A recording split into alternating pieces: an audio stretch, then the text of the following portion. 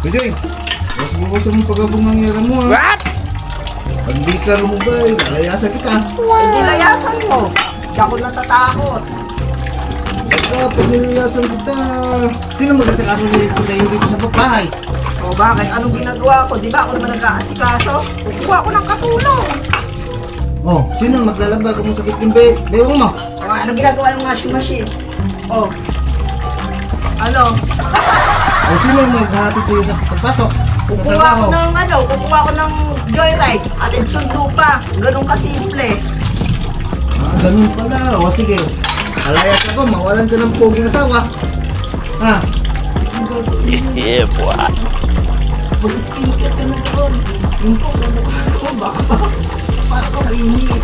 Sige, tuloy na. Huwag mo na kukulitin na. Huwag ako sa'yo eh.